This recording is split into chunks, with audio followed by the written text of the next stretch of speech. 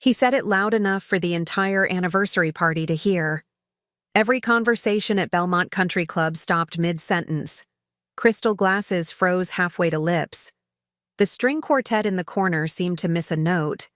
That's the moment. Everything shifted. Not when Marcus said it, but when the silence afterward settled like fog over the entire terrace. Because while everyone expected tears, drama, or at least a slapped face, Vivian Ashworth simply smiled, raised her champagne flute, and said, "Thank you for making this so much easier, darling." What nobody knew, especially Marcus, was that Vivian had been planning this moment for 8 months. And in exactly 47 minutes, his phone would start ringing with the first of 255 missed calls that would destroy his world piece by piece. Before we dive back in, let us know in the comments where you're watching from. And if this story resonates with you, don't forget to subscribe, because tomorrow's story is something truly special I can't wait to share. Vivian Ashworth. Formerly Vivian Chen, before she took his name like some kind of prize, had built Ashworth Industries from the ground up. While Marcus played golf and networked at Rosewood Hills, she was the one pulling 16-hour days, landing the contracts, managing the teams, and turning a small consulting firm into a multi-million-dollar enterprise. The company bore his name because, as Marcus often reminded people at dinner parties, it sounds more established, more trustworthy, more white, he meant. But Vivian never said that part out loud. For 12 years, she'd played the supporting role in her own success story. At industry conferences, Marcus would take the stage while she sat in the audience. At client dinners, he'd order for both of them while she smiled and nodded. At their annual anniversary celebration, which, ironically, commemorated the day they'd founded the company together, not their wedding, he'd give speeches about his vision and his leadership, while she applauded from the sidelines. But 8 months ago, something had shifted. It started small. A credit card statement that showed charges at Meridian Spa during hours when Marcus claimed to be in board meetings. Hotel receipts from Phoenix when he was supposedly visiting his ailing father in Denver. Phone records that revealed lengthy conversations with someone saved in his contacts as legal consultant, except their actual legal team had no record of any outside counsel. Vivian wasn't naive. She'd suspected infidelity before, but this felt different, more calculated, more strategic. So she'd done what any brilliant businesswoman would do. She'd conducted a thorough investigation. Not the kind that involved hiring private detectives or confronting him in dramatic scenes. Vivian was far too sophisticated for that. Instead, she'd used the same methodical approach that had built their empire. She'd gathered data, analyzed patterns, and constructed an airtight case. The Meridian Spa charges? She'd called pretending to be his assistant, confirming his regular appointments with a wellness consultant named Rebecca Torres. The Phoenix hotels? She'd cross-referenced his location data from their shared family plan with social media check-ins. The mysterious legal consultant? A quick LinkedIn search revealed Rebecca Torres, recently divorced, recently unemployed, and recently very interested in men who could fund her lifestyle. But Vivian's investigation had uncovered something far more damaging than a simple affair. Marcus wasn't just cheating on their marriage. He was planning to steal their company. Hidden in his laptop files, which he'd carelessly left synced to their shared iCloud account, she'd found contracts with Pinnacle Holdings, a venture capital firm specializing in corporate acquisitions. The proposed deal would sell Ashworth Industries for $47 million. Marcus would retain controlling interest and CEO position. Vivian would receive a modest severance package and a non-compete clause that would essentially exile her from the industry she'd built. The consultation fees to Rebecca Torres? She wasn't a wellness coach or a mistress. She was a corporate attorney, specializing in partnership dissolutions and hostile takeovers. Marcus had been paying her to find legal loopholes that would allow him to force Vivian out of her own company. That's when Vivian had stopped being surprised and started getting strategic. Over the following months, while Marcus planned his corporate coup, Vivian had been planning something far more elegant. She'd quietly restructured their business through a series of shell companies and trust arrangements. She'd secured independent financing that would make their company debt-free overnight. She'd filed provisional patents on every piece of intellectual property Marcus thought he owned. Most importantly, she'd documented every piece of evidence of his planned betrayal in a way that would hold up in any courtroom. By the time their anniversary party rolled around, Vivian owned everything that mattered.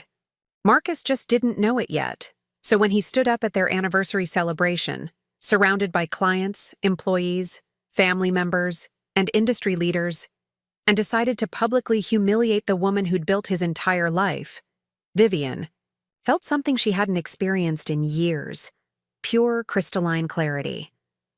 "You're an embarrassment to this family, Vivian. No wonder your own mother thinks I settled." The insult was designed to wound, to make her small, to establish dominance. In front of their professional and social circle, Marcus had probably planned it, the way he planned everything else, as a power move designed to put her in her place before he destroyed her life. Instead, he'd just given her the perfect opening to destroy his. As the silence stretched across the terrace, Vivian looked around at the faces staring at them, some shocked, some embarrassed, some clearly enjoying the drama. These people, their employees, their clients, their supposed friends, were about to witness something unprecedented. Not a woman being humiliated by her husband's cruelty, but a master class in strategic patience finally paying off. "Thank you for making this so much easier, darling," she said, her voice carrying clearly across the silent terrace. Then she pulled out her phone, typed a single message, and hit send. The message was simple: execute. And in conference rooms across 3 states, lawyers began filing documents that would transfer ownership of Ashworth Industries to its rightful owner. Emergency injunctions would freeze Marcus's assets within the hour. By morning, his corporate email would be deactivated, his keycards wouldn't work, and his name would be removed from every contract and business account. Marcus had no idea that his wife's smile wasn't submission. It was victory, and his phone was about to start ringing. It took a lot of care and time to prepare and narrate this for you, so if you're enjoying it, a quick subscribe really helps and means the world to us. All right, let's get back to it. Marcus expected an explosion. He'd calculated every variable except this one: Vivian's silence.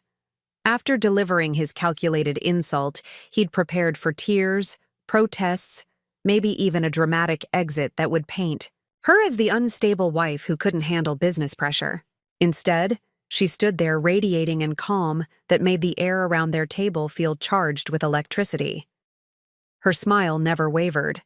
Her champagne flute remained steady in her perfectly manicured hand. "Thank you for making this so much easier, darling," she'd said, then pulled out her phone. Marcus watched her type something brief, hit send, and slipped the device back into her clutch like she'd just confirmed dinner reservations. No frantic texting to her sister. No urgent calls to her mother. Just one message, calm and efficient as everything else Vivian did when she was focused. That should have been his first warning. The guests at surrounding tables were still processing what they'd witnessed. Margaret Westbrook from Pinnacle Holdings, the same woman who'd been secretly negotiating with Marcus for months, sat frozen with her fork halfway to her mouth. The Hendersons from the yacht club exchanged uncomfortable glances. Even the waitstaff seemed to slow their movements, sensing the shift in atmospheric pressure that comes before a storm. But Vivian simply took a sip of her Dom Perignon and turned to their dinner companions as if nothing had happened. "Robert, didn't you mention your daughter was starting at Stanford in the fall?" she asked smoothly, addressing their longtime client with the same warmth she'd shown all evening. "I'd love to connect her with our mentorship program. We have several alumni who could help her navigate the business school application process." Robert Thorne, CEO of Meridian Financial, blinked rapidly, clearly unsure whether to pretend he Hadn't heard Marcus's outburst or address the elephant now trumpeting in the room. Yes, that would be wonderful, Vivian. Thank you. Marcus felt his carefully orchestrated moment slipping away from him. The public humiliation was supposed to establish dominance, to show their professional circle that he was the one in control. Instead, Vivian had absorbed his attack like a sponge absorbs water. Completely, quietly, with no visible damage. "Vivian," he said, his voice carrying just enough edge to reclaim attention. "I think you should." "Should what, Marcus?"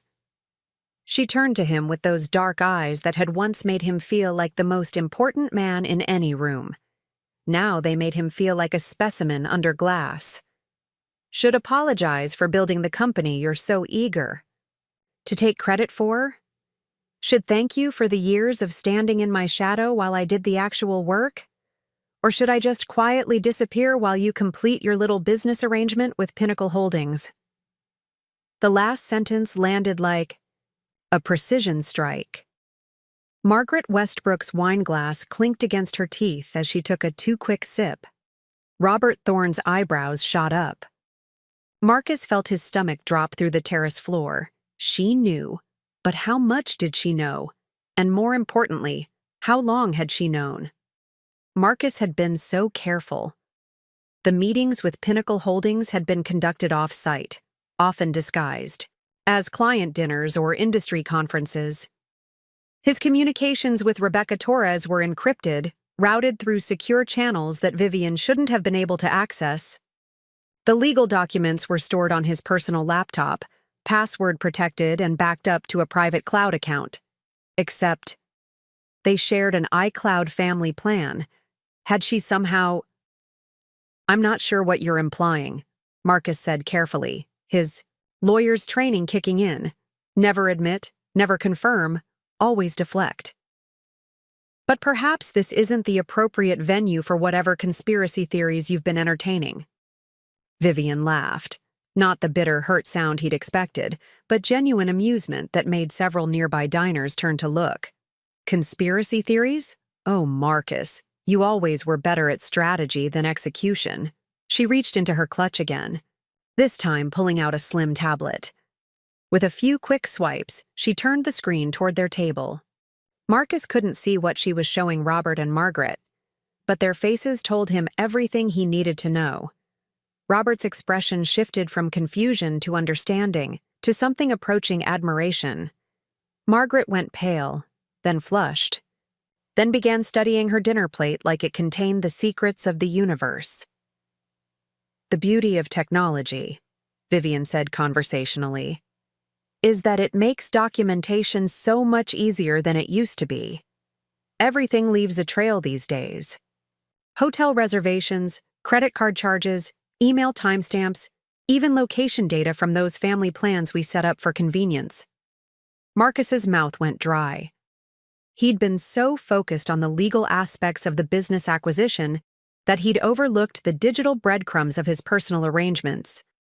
Every meeting with Rebecca Torres, every secret consultation about partnership dissolution, every step of his plan to force Vivian out of her own company, it could all be tracked, documented, proven. "Vivian," he started, but she held up one perfectly manicured finger. "I'm not finished," she said, her voice still pleasant but carrying an undertone that made him think of steel wrapped in silk. "You see, when someone is planning to steal your life's work, you have two choices. You can react emotionally, crying, screaming, making scenes at anniversary parties." She paused to take another sip of champagne. "Or you can respond strategically." It swiped to another screen on her tablet. "I chose strategy." This time, Marcus caught a glimpse of what she was showing their dinner companions. Legal documents, corporate filings, what looked like bank statements and wire transfer records. His wire transfer records, showing payments to Rebecca Torres that were supposed to be confidential. The calm that had unsettled him earlier suddenly made perfect sense. This wasn't shock or denial, or even hurt feelings. This was the composure of someone who'd been playing a different game entirely while he thought he was winning. Margaret Westbrook stood abruptly, nearly knocking over her chair. I think I should make some phone calls, she said, her voice strained. Excuse me. She hurried away from the table like someone fleeing a crime scene, which, Marcus realized with growing horror, she probably was. Now then, Vivian said, closing the tablet and sliding it back into her clutch. I believe you were saying something about me being an embarrassment? Marcus looked around the table. Robert Thorne was watching him with the expression of someone reassessing everything they thought they knew. Other diners were pretending not to stare while obviously hanging on every word. The waitstaff had developed a sudden intense interest in refilling water glasses that were already full. His public humiliation gambit had backfired spectacularly. Instead of diminishing Vivian, he'd given her the perfect stage to demonstrate exactly why she'd built a multi-million-dollar company, while he'd been playing golf and taking credit. We should discuss this privately, he said, attempting to regain some semblance of control. Vivian smiled again, that same serene expression that was beginning to make him feel like a mouse being studied by a very patient cat. Oh, we will, she said.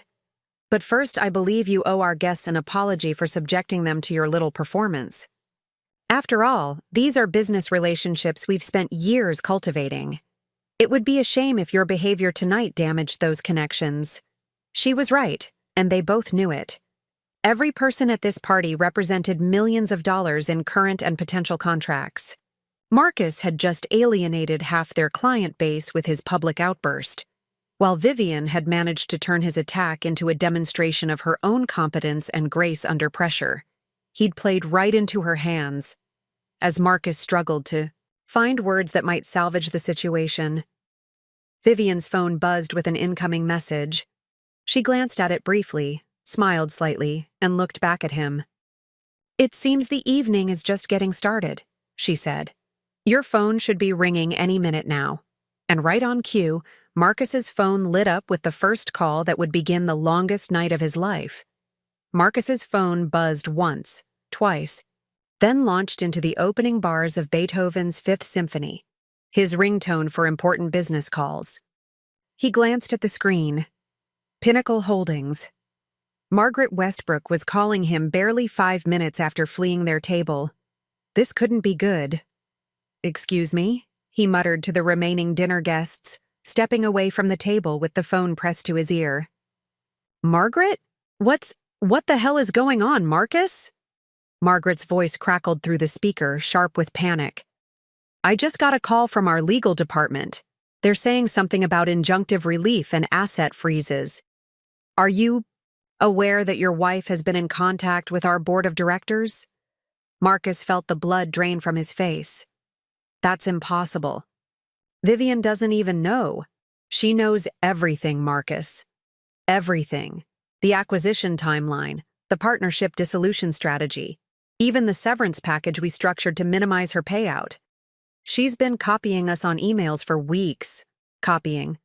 You on emails? Marcus's voice cracked slightly. What emails? The ones from your personal account. The ones you thought were private. Jesus. Marcus, did you never check your message settings? Every correspondence you've had with Rebecca Torres has been automatically forwarding to a secondary account registered under Ashworth Industries' corporate domain. The terrace seemed to tilt beneath Marcus's feet. He'd been so careful about meeting locations, about keeping his phone calls private, about using encrypted messaging apps for the most sensitive communications. But email settings? The mundane technical details that his assistant usually handled? That's not possible, he stammered. I would have noticed. Would you? Because according to our IT forensics team, the forwarding rule was implemented 8 months ago. 8 months, Marcus. She's been watching every move you've made since the beginning. 8 months. Marcus's mind raced backward, trying to pinpoint what might have triggered Vivian's suspicions. 8 months ago was February, the Phoenix trip. He'd told Vivian he was visiting his father in Denver, but he'd actually flown to Arizona to meet with Pinnacle Holdings' acquisition team. It was supposed to be completely confidential, A preliminary discussion about valuation and timeline. Except his father didn't live in Denver. He lived in Seattle, and Vivian knew that. "Oh, God," Marcus whispered into the phone. "It gets worse," Margaret continued. "She's filed for emergency corporate reorganization. As of 30 minutes ago, Ashworth Industries is no longer available for acquisition. The company structure has been completely restructured under something called the Chen Intellectual Holdings Trust. Chen, her maiden name. The trust probably predated their marriage, which would mean, Marcus, are you listening? Our deal is dead. $47 million in committed capital, 6 months of due diligence, board approval from 3 different investment committees. It's all worthless now. My partners are talking about filing suit for breach of contract and fraudulent representation." Marcus sank into one of the decorative chairs near the club's outdoor bar, his legs suddenly unable to support his weight. Through the ornate windows, he could see Vivian still seated at their table, engaged in animated conversation with Robert Thorne. She looked relaxed, confident, like a woman discussing vacation plans rather than orchestrating the destruction of her husband's life. "How is that possible?" he asked Margaret. "I own 51% of Ashworth Industries. The articles of incorporation were amended 14 months ago," Margaret interrupted. "According to the documentation our lawyers just received, your ownership stake was transferred to the Chen Trust in exchange for debt forgiveness on the initial startup capital. Capital that apparently came from your wife's family, not from your joint investment as you originally claimed." The memory hit him like a physical blow. Vivian's grandmother had died 15 months ago, leaving her a substantial inheritance. At the time, Ashworth Industries had been struggling with cash flow problems, and they'd needed an emergency capital injection to avoid defaulting on their office lease. Vivian had suggested using her inheritance to pay off the company's debts and fund expansion. Marcus had agreed immediately, grateful for the financial lifeline and proud of his wife's family wealth. The paperwork had been complex, something about trust structures and tax implications that their accountant had handled. Marcus had signed everything without reading the details, trusting that the arrangement was temporary and that their ownership percentages would remain unchanged. He'd been an idiot. "She's been planning this for over a year," he realized aloud. "Planning what, exactly?" Margaret's voice was ice-cold now. "Because from where I'm sitting, it looks like she's been protecting her assets from a husband who was plotting to steal her company and leave her with nothing." "It's not her company," Marcus protested. But even as he said it, the words felt hollow. "We built it together. I was the one who..." "Who what, Marcus? Because the documentation package she sent our legal team tells a very different story. Client acquisition records showing she landed 93% of your major contracts. Project management files with her name on every successful deliverable.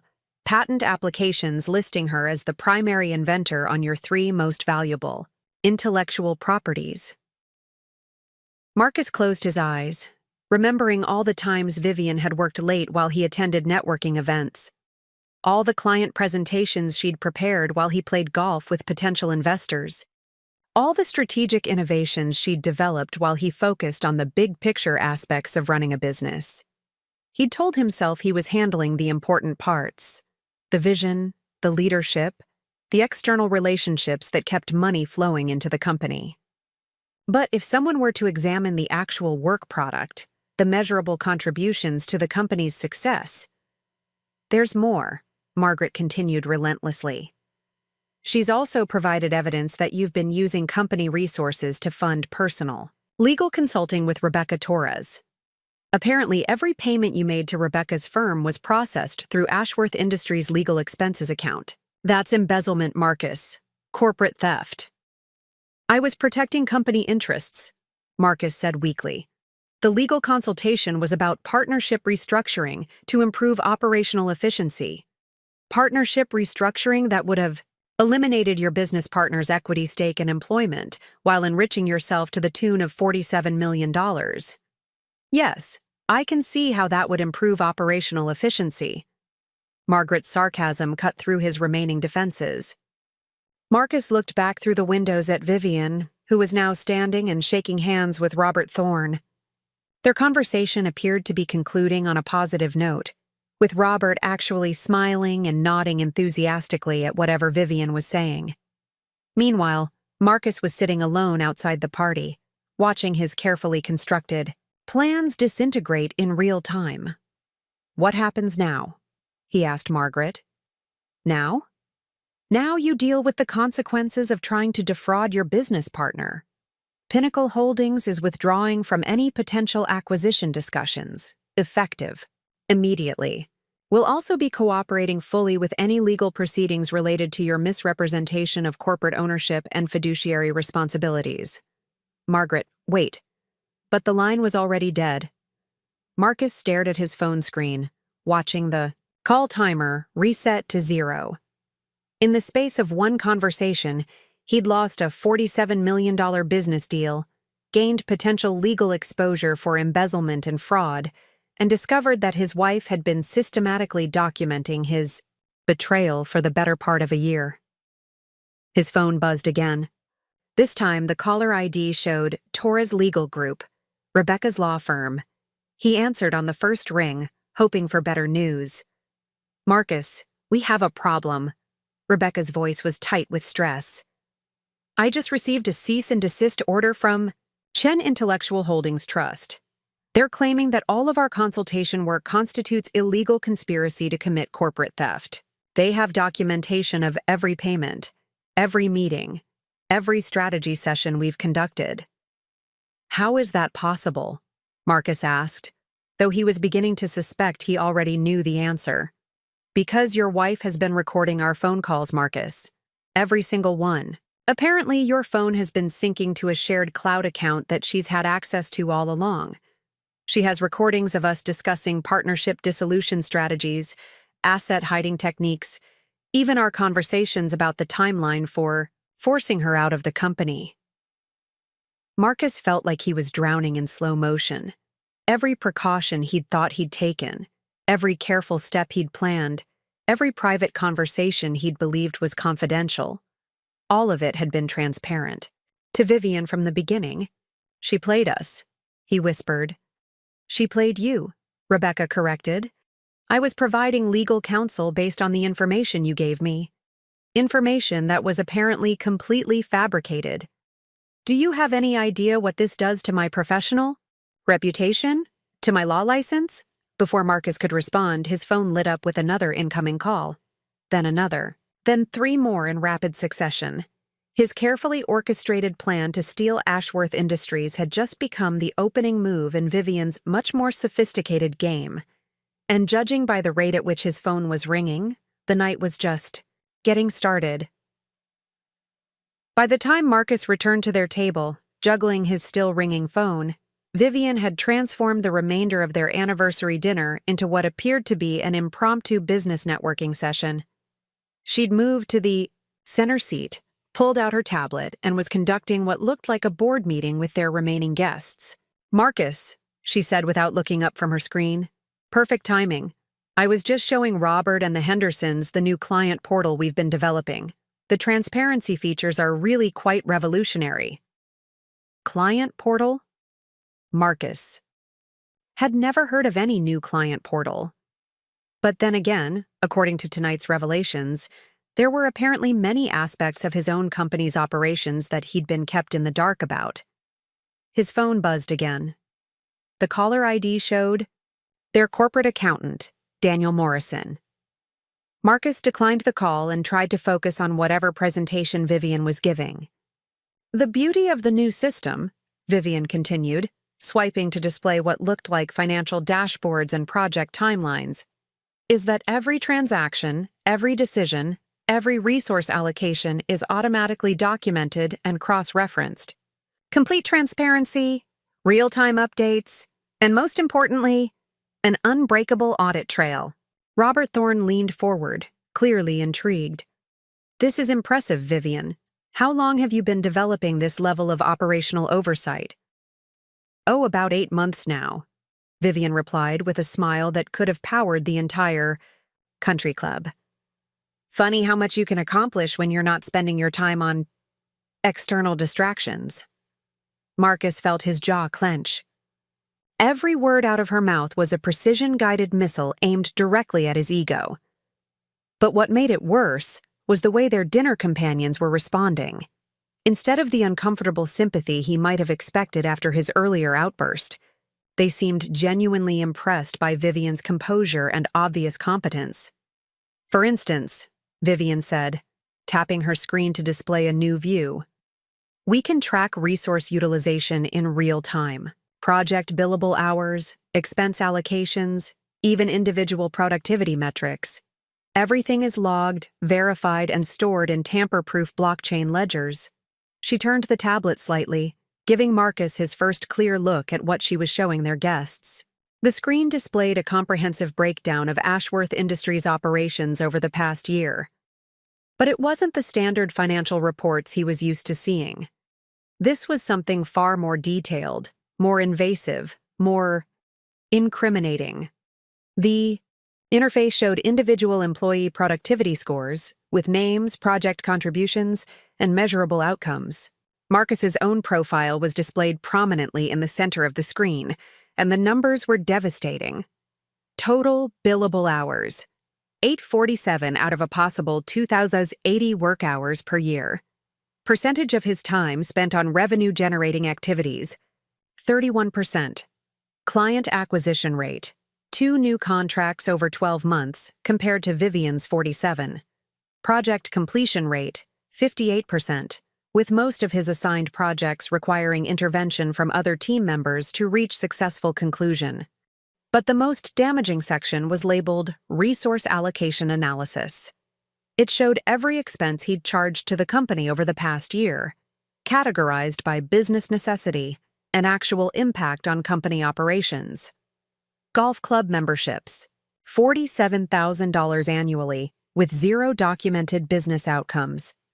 Entertainment expenses: $23,000, primarily at establishments with no connection to client development.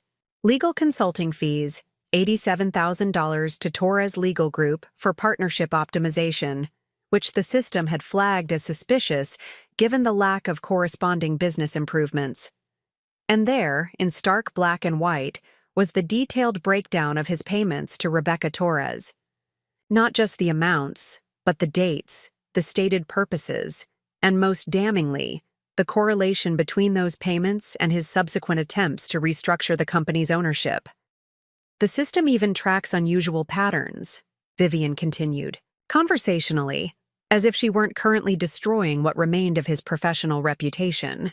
For instance, if an employee suddenly begins consulting with external legal counsel about partnership dissolution while simultaneously pursuing acquisition discussions with third parties, the AI flags that as potential corporate espionage. Marcus's phone rang again.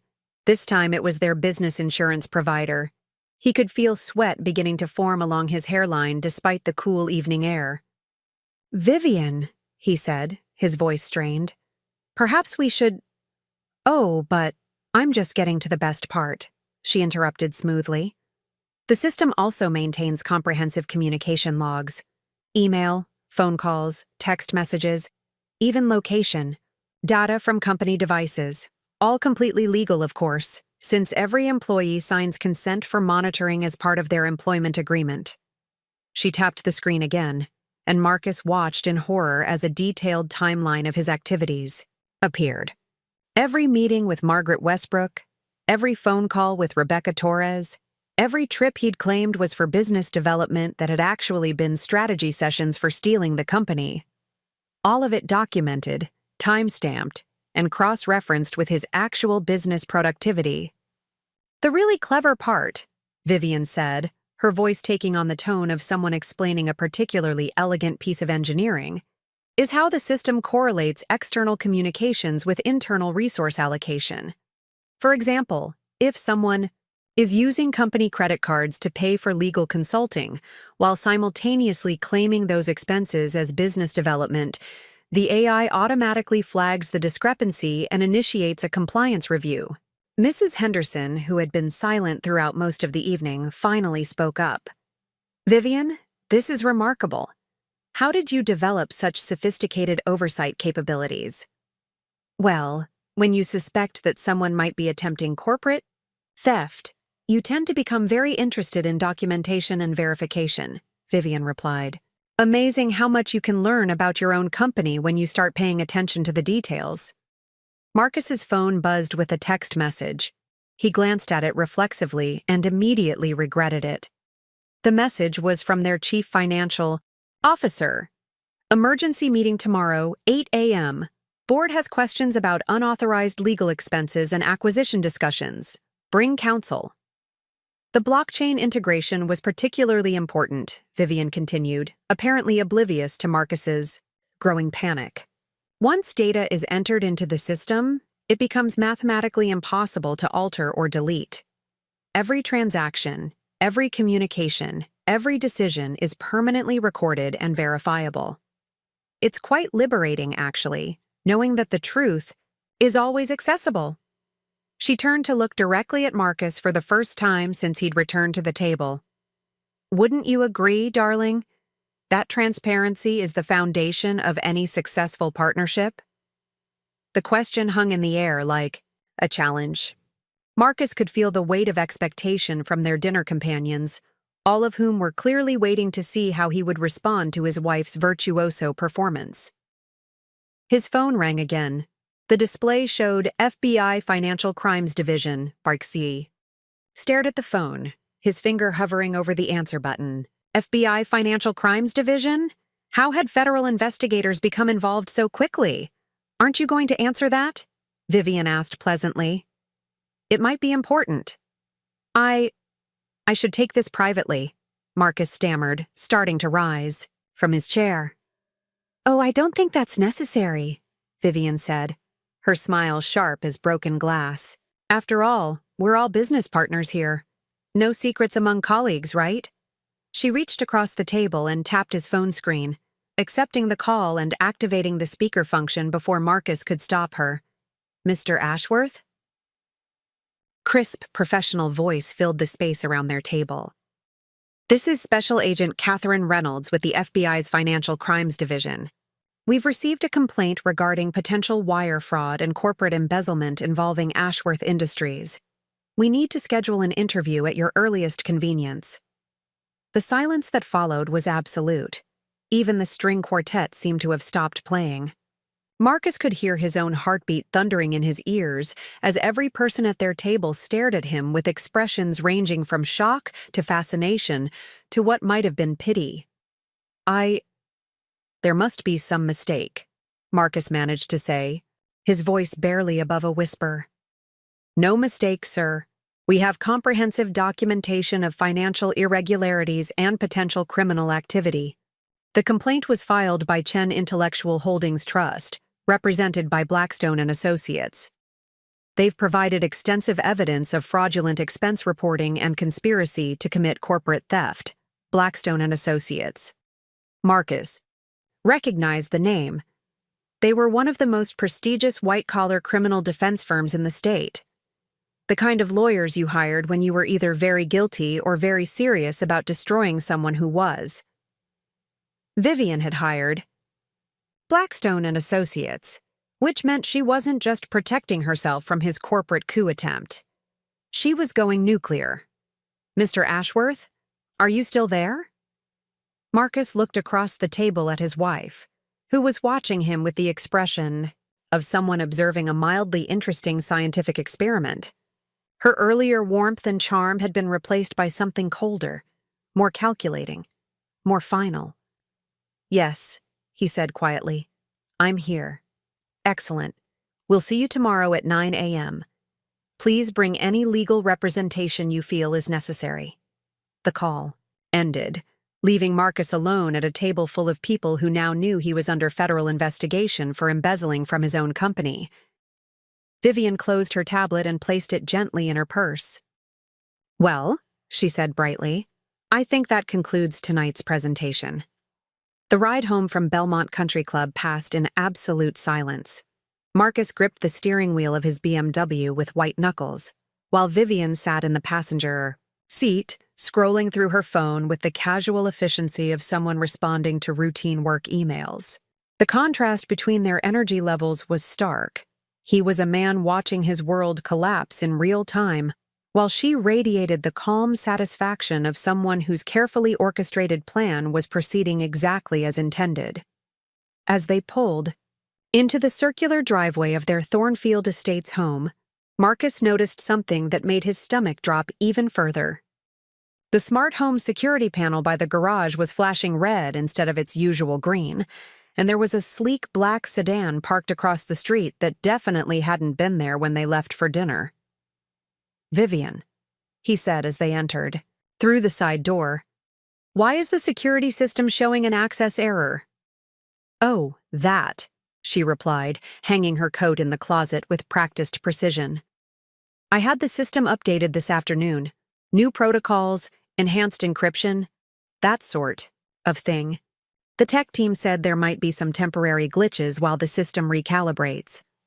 Marcus pulled out his phone to check the security app, but instead of the familiar interface, he was greeted with a message. "Access denied. Contact system.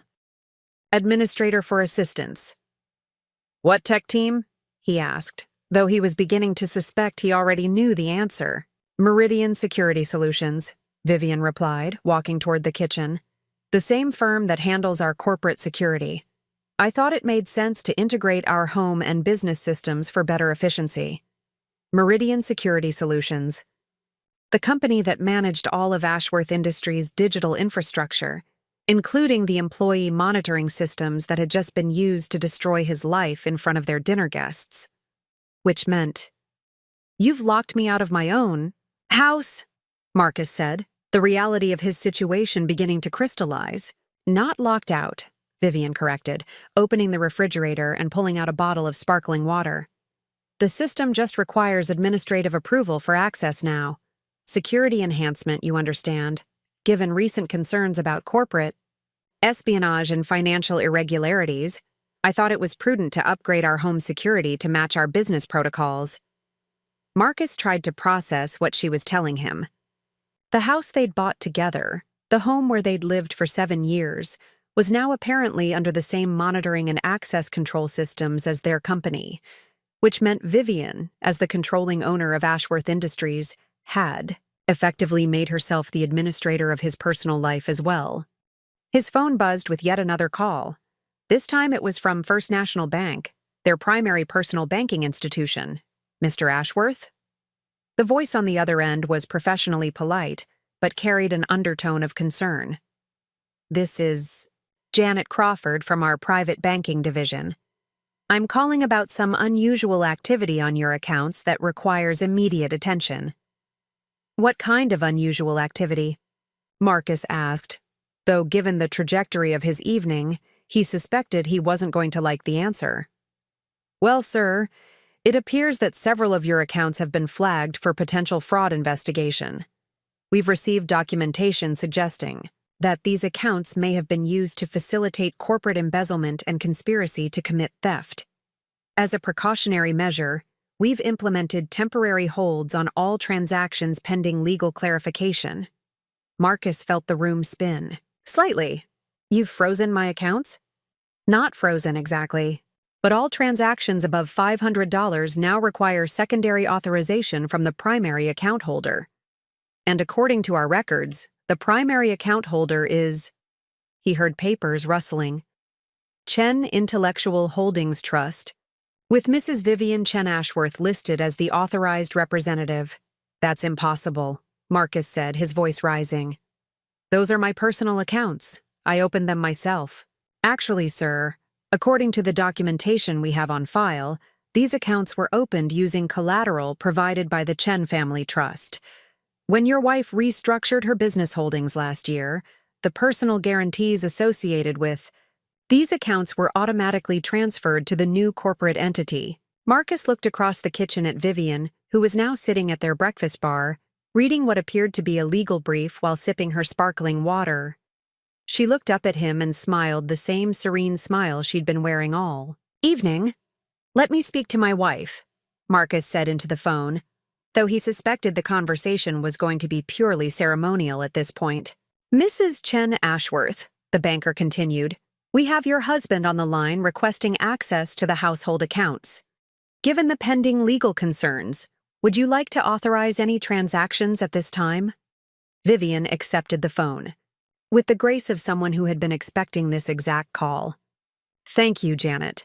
I appreciate you following security protocols so diligently. Please maintain the current transaction restrictions until further notice. We'll be conducting a comprehensive audit of all household expenses over the next few weeks to ensure compliance with ongoing legal proceedings." She handed the phone back to Marcus, who stared at it like it might explode. "Mr. Ashworth?" Janet's voice continued. "Mrs. Chen Ashworth has requested that current security measures remain in place. You'll have access to basic transaction capabilities for necessities, but any major expenditures will require her authorization. Is there anything else I can help you with tonight?" Marcus hung up without responding. He was beginning to understand the true scope of what Vivian had accomplished over the past 8 months. She hadn't just been gathering evidence of his betrayal, she'd been systematically restructuring their entire shared life to ensure that he would have no leverage, no resources, and no escape routes when she finally decided to pull the trigger. "When did you do this?" he asked quietly. "Do what? Specifically?" Vivian replied, not looking up from her legal documents. "All of it. The house security, the bank accounts, the corporate restructuring.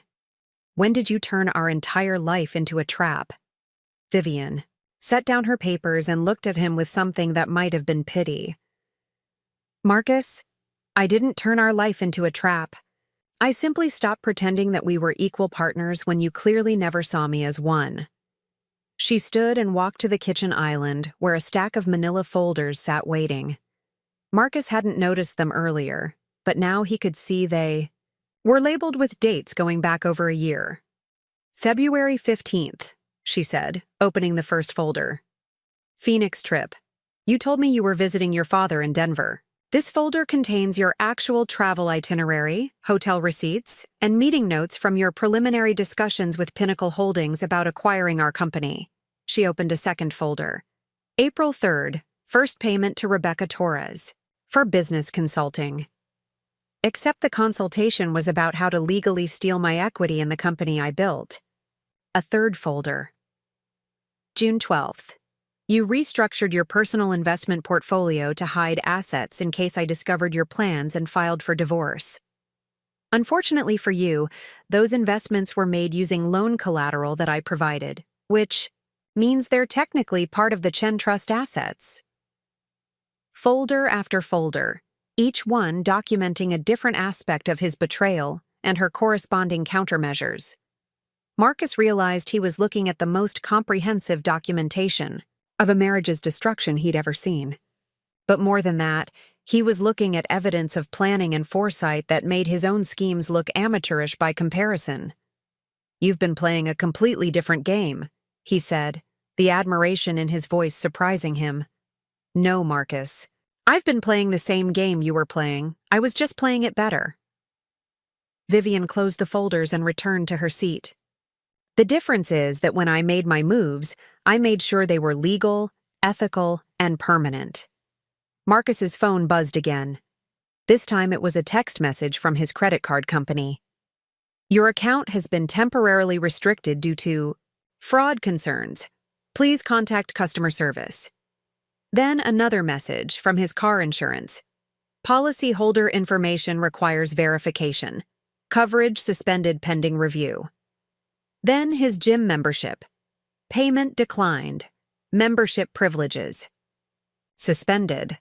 One by one, every aspect of his normal life was being systematically dismantled, not through dramatic confrontations or emotional scenes, but through the quiet, methodical application of legal and financial pressure at every point where their lives intersected.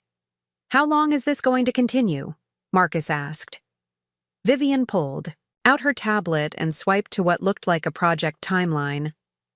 Well, that depends largely on how you choose to respond to tomorrow's FBI interview. If you're cooperative and honest about your activities, we might be able to resolve this relatively quickly. If you decide to be difficult, she showed him the screen. It displayed a Gantt chart titled Corporate Fraud Investigation Timeline.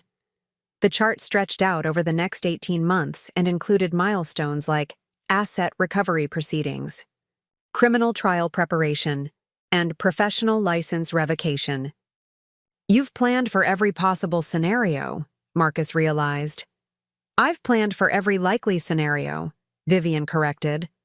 I learned a long time ago that hoping for the best is no substitute for preparing for the worst.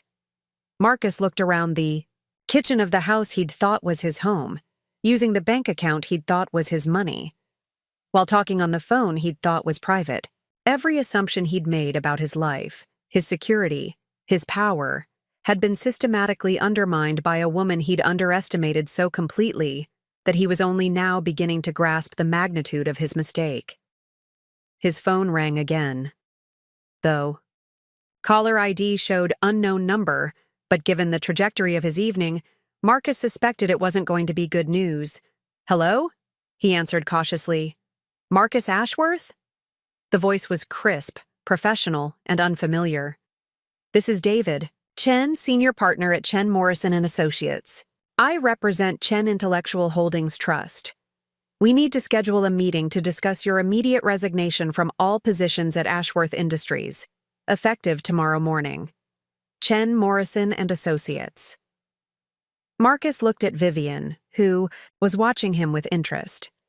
"Is David Chen related to you?" he asked her. "My cousin," she replied matter-of-factly. "Harvard Law specializes in corporate malfeasance. I thought it was time to keep things in the family." Marcus woke up at 6:17 a.m. to the sound of his phone vibrating against the nightstand like an angry hornet. He'd barely slept, spending most of the night staring at the ceiling while Vivian slept peacefully beside him, as serene in unconsciousness as she'd been terrifying in her calculated destruction of his life the evening before. The first missed call was from Rebecca Torres. Then another from Margaret Westbrook. Then 3 more from numbers he didn't recognize, but which his gut told him were probably lawyers, federal investigators, or other harbingers of his professional doom. He reached for his phone to check the full damage, but his hand came up empty. The nightstand was bare except for a glass of water and a small note written in Vivian's precise handwriting. "Phone is charging in the kitchen. Coffee is ready. We need to talk before you leave for your FBI interview." Marcus stumbled downstairs in his pajamas, feeling like a condemned man walking to his execution. The kitchen smelled like Ethiopian coffee and fresh croissants. Same breakfast routine Vivian had maintained for their entire marriage. The normalcy of it felt surreal, given that she'd spent the previous evening systematically destroying everything he'd thought was his.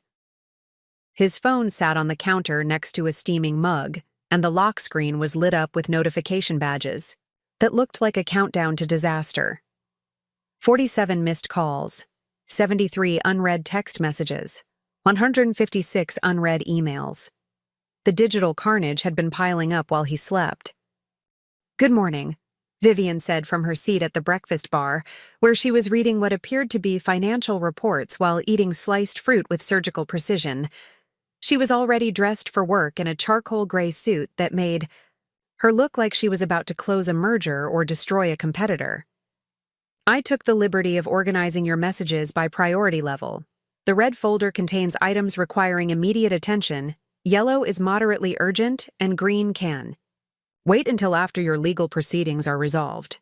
3 manila folders sat next to his coffee mug, each color-coded as described.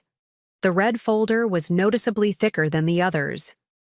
Marcus opened the red folder with the resignation of someone checking their own death certificate.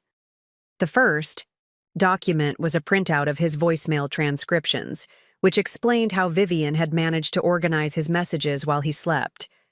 She'd apparently gained access to his voicemail system as well. The messages painted a picture of a man's life collapsing in real time. 47 a.m. Rebecca Torres. Marcus, I need you to call me immediately. The State Bar Association has opened an investigation into my representation of you. They're saying I may have participated in a conspiracy to commit fraud. My malpractice insurance has been suspended pending review. Deno 3M, Margaret Westbrook. Marcus, this is a disaster. Our board met in emergency session at midnight. They're voting to blacklist Ashworth Industries from any future acquisition discussions. My job is on the line because of this debacle. 6:15 a.m., unknown number. Mr. Ashworth, this is Detective Sarah Martinez with the Corporate Fraud Division. We need to discuss your relationship with Pinnacle Holdings and Torres Legal Group. Please call back immediately. The messages continued. In that vein for pages, Marcus's professional network was abandoning him like rats fleeing a sinking ship, and everyone who'd been complicit in his plans was now facing their own legal consequences. This is insane, Marcus said, looking up from the folder. You've destroyed everyone associated with me. Rebecca could lose her law license. Margaret might get fired. The detective is treating this like organized crime. Is it not? Vivian asked, taking a delicate sip of her coffee. You conspired with a lawyer to steal a company through fraudulent means while embezzling corporate funds to pay for the legal advice that would help you commit the theft. That's textbook organized criminal activity. Marcus felt his chest tighten. When she laid it out like that, his actions did sound like something that belonged in a federal courthouse rather than a civil dispute between business partners. His phone rang again, and this time Vivian gestured for him to answer it. Marcus? The voice belonged to James Morrison, their corporate accountant and one of the few people Marcus had thought he could still count on for support. I'm at the office, and there are FBI agents here with a search warrant. They're seizing all the financial records and computer systems. What the hell is going on? They're conducting a fraud investigation, Marcus said weakly, watching Vivian's reflection in the kitchen window as she continued reading her reports with apparent disinterest. Fraud investigation? Marcus, they're asking about payments to something called Torres Legal Group and irregularities in your expense reporting. They have spreadsheets showing every business lunch you've claimed that was actually meetings with acquisition consultants. They know about the Phoenix trips, the fake client development expenses, everything. Marcus closed his eyes. The FBI had moved faster than he'd thought possible. In less than 12 hours, they'd apparently assembled enough evidence to justify seizing corporate records and conducting a full-scale investigation. James, I need you to— No, Marcus. I need you to understand something. The FBI agents aren't just asking about you. They're asking about anyone who might have been complicit in financial irregularities. They want to know if I knew about the fake expense reports, if I helped you hide assets, if I was aware of your acquisition discussions. The implications hit Marcus like a physical blow. His attempt to steal the company wasn't just destroying his own life. It was potentially incriminating everyone who'd had any knowledge of his activities. I never told you to do anything illegal, Marcus protested. No, but you told me to process payments to Torres Legal Group as business development expenses when they were actually conspiracy consulting fees. You told me to categorize your Phoenix hotel stays as client meetings when you were actually negotiating to sell the company. You made me an unwitting accessory to fraud. The line went dead, leaving Marcus staring at his phone in horror. James Morrison had been their accountant for 6 years. He was a family man with 3 kids and a mortgage, and now he was potentially facing federal criminal charges because Marcus had been careless about how he'd disguised his embezzlement. How many people are going to be destroyed by this? Marcus asked Vivian. Only the people who chose to participate in criminal activity, she replied without looking up from her reading. James will be fine once the investigation determines he was following your instructions without knowledge of their fraudulent nature. Rebecca and Margaret, on the other hand, were full participants in your scheme. Marcus opened the yellow folder, hoping for less devastating news.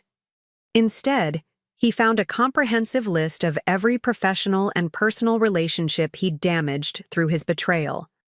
Golf club memberships under review due to suspected fraud. professional certifications being investigated for ethical violations, social club memberships suspended pending legal clarification. Even his alumni association from Northwestern had sent a letter indicating they were monitoring the situation with concern and might need to reevaluate his involvement in university fundraising activities. "You've systematically destroyed my entire social and professional network," Marcus realized. "I've systematically documented your criminal activity and reported it to the appropriate authorities," Vivian corrected. "The destruction of your social and professional network is a natural consequence of your choices, not my actions." His phone rang again. This time it was his brother David, calling from Seattle. "Marcus, what the hell is going on? I just got a call from some FBI agent asking about loans I made to you last year. They want to know if I was aware that you were using family money to fund corporate espionage." Marcus had forgotten about the $25,000 David had lent him during a cash flow crunch 8 months earlier. Money that Marcus had used to make his first payment to Rebecca Torres for legal consulting about partnership dissolution. "David, I can explain." "Can you? Because according to this FBI agent, you used money I lent you for legitimate business purposes to pay lawyers to help you steal your wife's company. Do you have any idea what this does to me? I'm a federal employee, Marcus. I have security clearances. If I'm connected to financial fraud, even unknowingly, my career is over." Another family relationship incinerated by the fallout from his schemes. Marcus looked at Vivian, who was now watching him with the clinical interest of a researcher observing lab results. "How far does this extend?" he asked her after David hung up. "How many people are you planning to destroy?" "I'm not destroying anyone," Vivian said, finally setting down her reports. "I simply provided law enforcement with complete and accurate documentation of your activities. What happens to the people who chose to assist you in those activities is entirely up to the criminal justice system." She stood and walked to the coffee machine, refilling her mug with the measured movements of someone who had absolute control over their environment.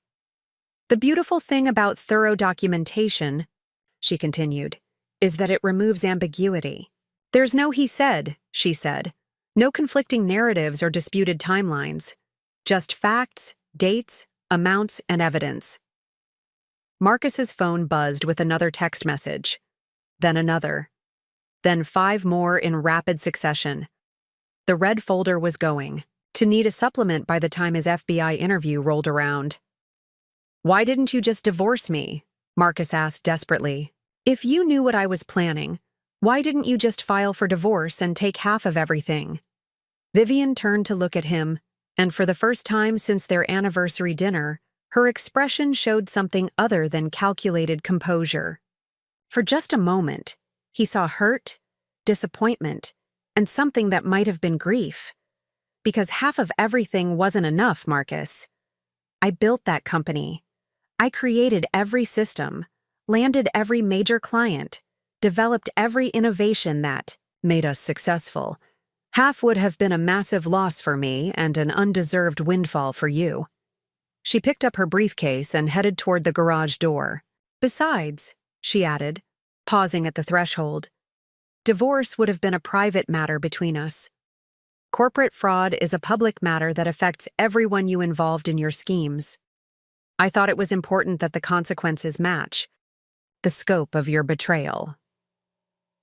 The garage door opened and closed, leaving Marcus alone in their kitchen with 255 missed calls and the growing realization that his wife hadn't just outmaneuvered him. She'd orchestrated his complete annihilation.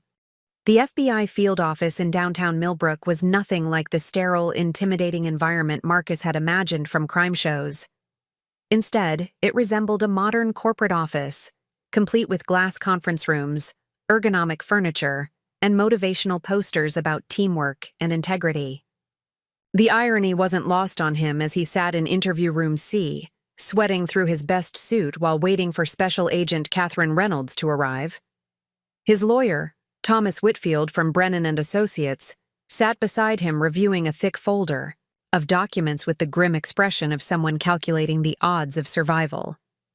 Marcus had hired Whitfield on emergency retainer at 3 times his normal rate, largely because every other attorney he'd contacted had either declined representation or demanded payment upfront that Marcus could no longer access due to his frozen accounts.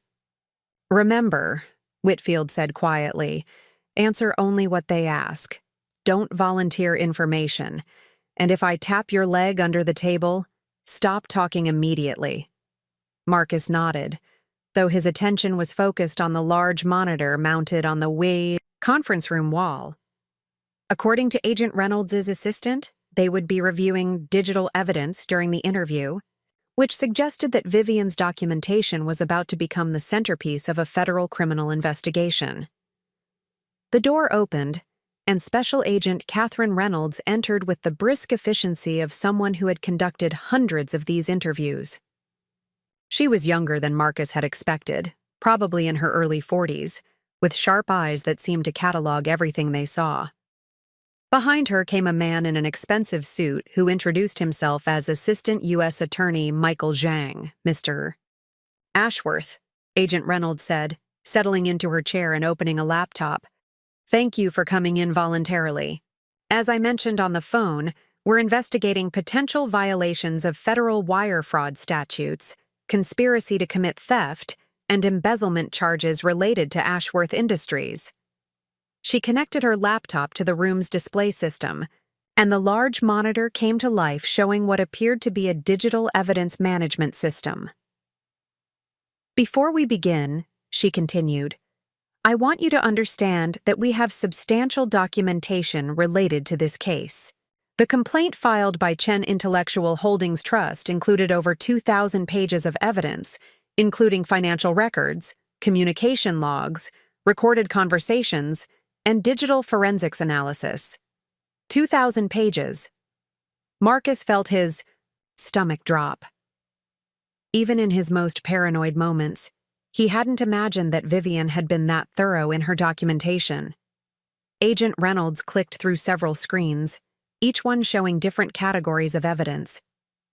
Financial irregularities, communication analysis, corporate espionage, asset hiding, conspiracy documentation. "Let's start with something simple," she said, clicking on a file labeled Torres Legal Group Payment Analysis. The screen filled with a detailed spreadsheet showing every payment Marcus had made to Rebecca's law firm over the past 8 months. "Can you explain these payments, Mr. Ashworth?" Marcus looked at his lawyer, who gave a slight nod. "Those were for legal consulting services," Marcus said carefully. "What kind of legal consulting?" Agent Reynolds asked, clicking to display what appeared to be email correspondence. The screen now showed a series of email exchanges between Marcus and Rebecca Torres, with timestamps, IP addresses, and metadata clearly visible. Marcus recognized the conversations immediately. They were discussions about strategies for forcing Vivian out of the company, while minimizing his legal exposure. "Mr. Ashworth," Agent Reynolds continued, "this email from March 15th shows you asking Ms. Torres to help you eliminate my partner's equity position without triggering breach of fiduciary duty. Can you explain what you meant by that, Chusyi?" Felt sweat beginning to form along his hairline. The email was clearly visible on the screen, along with Rebecca's response outlining various legal strategies for partnership dissolution that would benefit Marcus at Vivian's expense. That was theoretical discussion about corporate restructuring," Marcus stammered. "Theoretical?" Agent Reynolds clicked to another email, this one showing Marcus requesting specific language for partnership agreements that would allow him to force Vivian out of the company. This email from April 3rd contains detailed instructions for drafting documents that would strip your wife of her ownership rights. You refer to these documents as Phase 2 of the project. Whitfield tapped Marcus's leg under the table, but it was too late. The evidence was right there on the screen, in Marcus's own words, clearly showing premeditation and intent to defraud. "Mr. Ashworth," Assistant U.S. Attorney Zhang interjected, "perhaps we should discuss the Pinnacle Holdings acquisition discussions." Agent Reynolds clicked to a new section labeled Corporate Acquisition Conspiracy.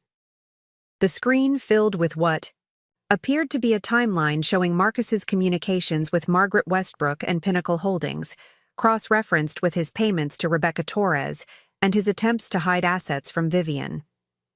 This timeline shows that you began discussions with Pinnacle Holdings in February, started paying for legal advice about partnership dissolution in March, and began hiding personal assets in April. Can you explain this progression of activities? Marcus stared at the screen, which displayed his conspiracy laid out like a project plan. Every phone call, every meeting, every financial transaction was documented and cross-referenced. Vivian hadn't just been collecting evidence, she'd been conducting forensic analysis that would make professional investigators proud. This level of surveillance is illegal, Marcus said desperately. My wife can't just spy on me and record my private conversations. Agent Reynolds smiled slightly. Actually, Mr. Ashworth, everything we're showing you was collected through legal means. Your wife had access to shared corporate accounts, family phone plans, and business communication systems.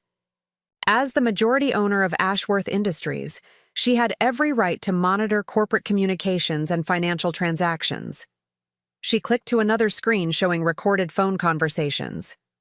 These recordings were made using business phones registered to Ashworth Industries.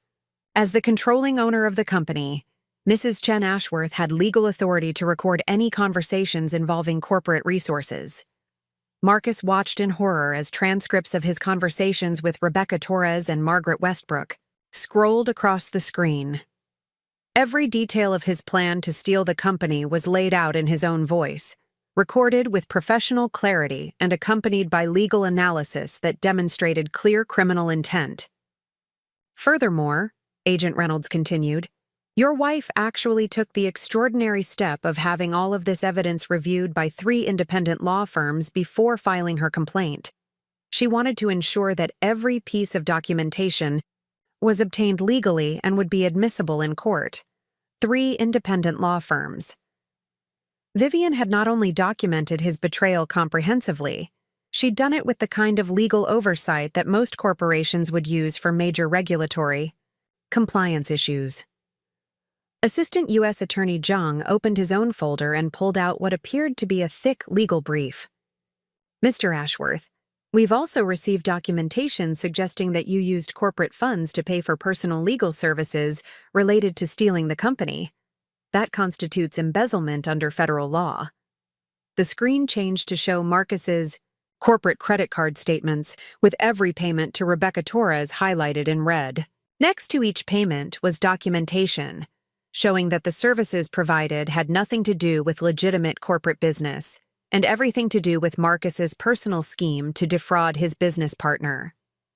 The total amount involved is approximately $87,000 over 8 months, Zhang continued. That exceeds the federal threshold for major embezzlement charges, which carry penalties of up to 20 years in prison. 20 years in prison. Marcus felt the room spinning slightly. What had started as a clever business maneuver had somehow escalated into a federal crime with potentially decades of consequences.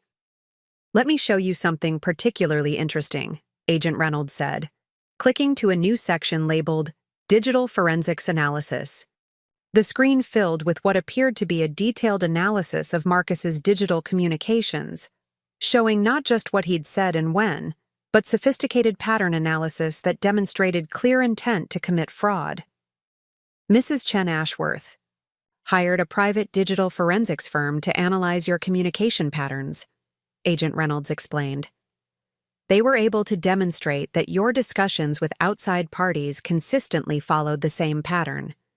Assess Vivian's vulnerabilities, develop strategies to exploit those vulnerabilities, and implement those strategies while concealing them from her. The analysis showed Marcus's betrayal as a methodical, calculated campaign, rather than a series of isolated business decisions.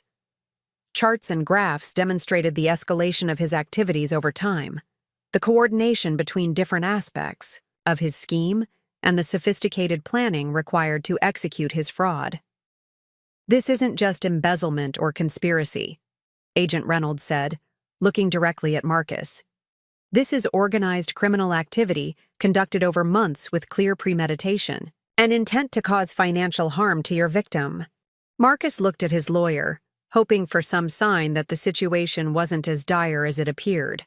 Instead, Whitfield was studying the evidence on the screen with the expression of someone calculating plea bargain options.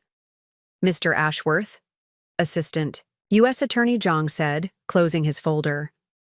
"Given the comprehensive nature of the evidence against you, we're prepared to discuss potential cooperation agreements. However, any such discussions would require complete transparency about your activities and full cooperation in our investigation of other parties involved in this conspiracy." Complete transparency, full cooperation. Marcus realized that Vivian hadn't just documented his betrayal. She'd created a situation where his only hope of avoiding decades in prison was to confess everything and implicate everyone who had helped him. The woman he'd tried to humiliate at their anniversary dinner had just turned him into a federal informant against his own co-conspirators. Agent Reynolds powered down the laptop, leaving the conference room in sudden oppressive silence. "We'll give you some time to discuss this with your attorney," she said. "But I should mention that Rebecca Torres and Margaret Westbrook are being interviewed in similar sessions this afternoon. Whoever decides to cooperate first will likely receive the most favorable treatment." As the federal agents left the room, Marcus stared at the blank screen where the evidence of his destruction had just been displayed. Vivian had not only outmaneuvered him, she'd done it so thoroughly that his only remaining choice was between confessing everything or spending the next 2 decades in federal prison. His phone buzzed with a text message from an unknown number. 255 missed calls, Marcus. I hope you're finally ready to answer." The law offices of Chen Morrison and Associates occupied the entire 32nd floor of the Meridian Tower, with floor-to-ceiling windows that offered a commanding view of downtown Millbrook's financial district. Marcus sat in the mahogany-paneled conference room, surrounded by more legal firepower than he'd ever seen assembled in one place. Across from him sat David Chen, Vivian's cousin and the senior partner who had called him the night before. To David's left was Patricia Morrison, the firm's litigation specialist, and to his right was Jonathan Associates, whose business card simply read, "Corporate Asset Recovery." Between them lay a stack of documents that looked thick enough to stop a bullet. "Mr. Ashworth," David Chen began, his voice carrying the polished authority of someone who had destroyed corporate executives for a living. "We're here to discuss the immediate transfer of all operational control of Ashworth Industries to Chen Intellectual Holdings Trust, effective as of this morning at 9 a.m. Marcus's lawyer, Thomas Whitfield, shifted uncomfortably in his chair. After the FBI interview 2 days earlier, Whitfield had advised Marcus that fighting the civil proceedings while facing federal criminal charges would be professional suicide wrapped in financial catastrophe. "The transfer is non-negotiable," Patricia Morrison added, sliding a thick contract across the polished table. "However, the terms of your separation from the company can be flexible, depending on your level of cooperation with both the federal investigation and our client's asset recovery efforts." Marcus stared at the contract without opening it. The cover page bore the seal of the Delaware Chancery Court and was titled, "Emergency Order for Corporate Control Transfer and Asset Protection."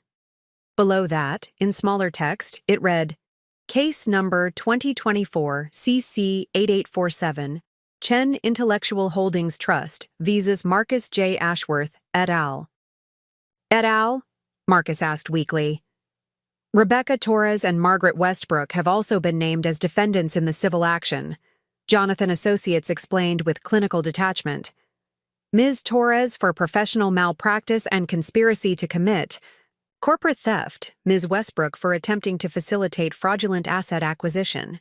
The et al. Covers any other parties who may have participated in the conspiracy as our investigation continues." David Chen opened his own copy of the contract and flipped to a marked page. "The Chancery Court issued this emergency order yesterday, evening after reviewing the evidence package we submitted. The court found clear and convincing evidence of imminent corporate harm and granted immediate injunctive relief. What does that mean in practical terms? Whitfield asked, though his tone suggested he already suspected the answer would be devastating.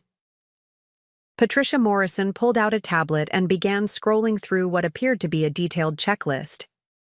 As of 9 a.m. this morning, Mr. Ashworth's corporate email account has been deactivated.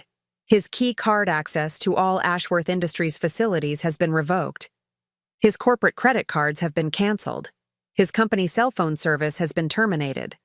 His parking space has been reassigned, she continued scrolling. All vendor contracts listing him as an authorized representative have been amended to remove his signature authority. The company's primary bank accounts have been updated to eliminate his access. His nameplate has been removed from his office door, and his personal belongings have been packed and are available for pickup. Marcus felt like he was attending his own professional funeral. You did all of this without even notifying me? We notified you through your attorney 2 days ago, David Chen replied smoothly. The contract includes a clause requiring 48 hours advance notice of any corporate restructuring. Since you were in FBI custody for questioning about embezzlement charges, we felt it was prudent to assume you wouldn't be returning to normal duties. Jonathan Associates opened his briefcase and removed what appeared to be a thick folder of photographs. We also conducted a comprehensive audit of all corporate assets to ensure nothing had been misappropriated during your tenure. He spread the photographs across the table like crime scene evidence. Marcus recognized images of his office, but everything looked different. His personal items were gone, but more disturbing were the photographs of hidden cameras and recording devices that had apparently been installed throughout the Ashworth Industries offices. These surveillance systems were installed 8 months ago as part of what Mrs. Chen Ashworth described as enhanced security protocols, Jonathan explained. Every conversation you had in your office, every phone call you made from your desk, every document you reviewed during business hours, all of it was recorded and stored in a secure cloud environment. Marcus stared at the photographs in horror. The surveillance equipment was sophisticated and nearly invisible, integrated into smoke detectors, picture frames, and even the corporate artwork on his office walls. This is illegal surveillance, Marcus protested. You can't record someone without their consent. Patricia Morrison smiled with the satisfaction of someone who had anticipated this exact objection. Actually, the surveillance was completely legal. As the majority owner of Ashworth Industries, Mrs. Chen Ashworth had every right to install security monitoring in her own corporate facilities. Furthermore, all employees signed consent agreements as part of their employment contracts. She pulled out a document and flipped to a highlighted section. Your employment agreement, signed when the company was restructured 14 months ago, includes explicit consent to comprehensive security monitoring for the protection of corporate assets and proprietary information. Marcus remembered signing the updated employment paperwork, but he'd assumed it was routine legal updating related to Vivian's inheritance and the company's financial restructuring. He'd never imagined that he was actually giving permission to be placed under total surveillance in his own office. David Chen reached into his briefcase and produced what appeared to be a thick financial report. The surveillance system proved quite valuable for our forensic accounting review. We were able to identify exactly when you began your conspiracy, track every communication with outside parties, and calculate the precise amount of corporate resources you misappropriated. He opened the report to a section labeled Financial Impact Assessment. The page showed a detailed breakdown of Marcus's activities over the past 8 months, with every expense, every hour of time, and every corporate resource quantified and categorized. According to our analysis, your conspiracy activities cost Ashworth Industries approximately $340,000 in misallocated resources, fraudulent expenses, and lost productivity. That figure doesn't include the potential damage to client relationships or the costs associated with the federal investigation you triggered. $340,000. Marcus had been thinking of his activities as a few questionable expense reports and some legal consulting fees. He hadn't realized that Vivian's forensic accountants would calculate the full economic impact of his betrayal down to the dollar. Jonathan Associates opened another folder and spread out what appeared to be legal filings from multiple courts. Chen Intellectual Holdings Trust has also filed civil actions in New York, Delaware, and California to recover assets and prevent further financial harm. Marcus scanned the documents with growing panic, restraining orders preventing him from contacting former clients, asset freezes covering his personal investment accounts, liens filed against his car, his boat, even his golf club membership. The scope of these proceedings is, Whitfield began, but David Chen cut him off. Comprehensive, David finished. Mrs. Chen Ashworth was very specific about wanting to ensure that every aspect of your conspiracy was addressed through appropriate legal channels. Patricia Morrison pulled out another tablet and began reading from what appeared to be a timeline. Federal criminal charges filed with the U.S. Attorney's Office, civil fraud proceedings in Delaware Chancery Court, professional misconduct complaints filed with the State Bar Association, breach of fiduciary duty claims in State Superior Court, and, she paused dramatically, a referral to the Internal Revenue Service for potential tax fraud related to your mischaracterization of personal legal expenses as business deductions. Tax fraud. Marcus felt his chest tighten. The IRS investigation would examine every aspect of his personal finances for the past 7 years, potentially uncovering irregularities he'd forgotten about and creating additional criminal exposure. "What do you want?" Marcus asked quietly, finally understanding that he was completely outmatched. David Chen smiled for the first time since the meeting began. Complete cooperation with all ongoing investigations. Full disclosure of any other parties who may have assisted your conspiracy. Formal resignation from all positions at Ashworth Industries with prejudice. And he flipped to the final page of the contract, agreement to a structured settlement that will allow you to retain minimal personal assets while ensuring full compensation to Chen Intellectual Holdings Trust for all damages. Marcus looked at the settlement terms and felt his remaining hope evaporate. Under the proposed agreement, he would keep his personal car, a small retirement account, and the right to rent a modest apartment. Everything else, the house, the boat, his investment portfolio, even his golf club membership, would be transferred to Vivian's trust as compensation for his betrayal. "And if I refuse?"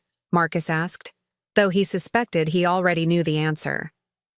Jonathan Associates reopened his briefcase and produced one final document.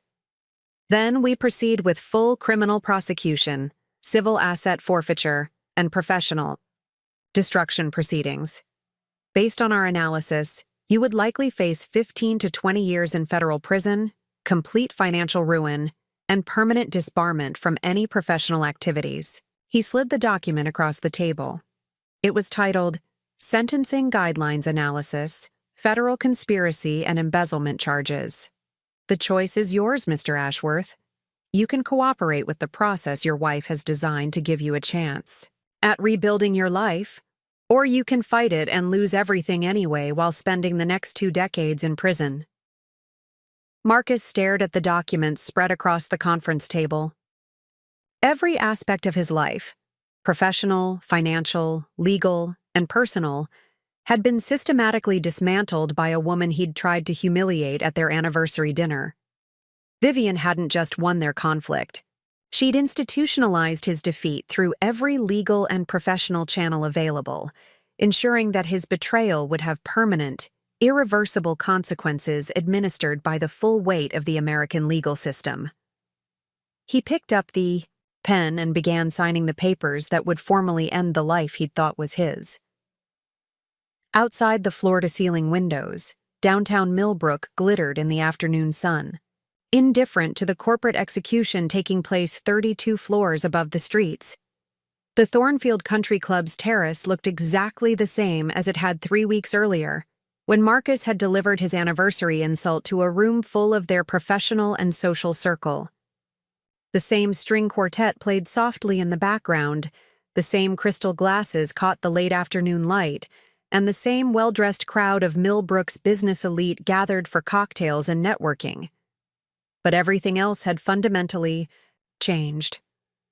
Marcus sat alone at a small corner table, nursing a single glass of wine that he'd had to pay for with cash since his credit cards were still frozen pending the resolution of federal charges. He wore his second-best suit. His best had been seized as evidence in the asset recovery proceedings, and carried himself with the careful dignity of a man trying to salvage what remained of his reputation. He'd come to the club's weekly networking mixer because his lawyer had advised him that maintaining some semblance of normal professional activity might help demonstrate to prosecutors that he was still a viable candidate for rehabilitation rather than incarceration. But after 45 minutes of awkward conversations and carefully averted gazes, Marcus was beginning to think the exercise was futile. "Marcus!" The voice behind him was crisp, familiar, and carried an undertone of command that made him straighten involuntarily. He turned to find Vivian standing behind his chair, wearing a midnight blue dress that made her look like she belonged on the cover of a business magazine. Her hair was styled differently, more confident, more authoritative, and she carried herself with the poise of someone who had recently discovered exactly how powerful she could be when she stopped pretending to be smaller than she was.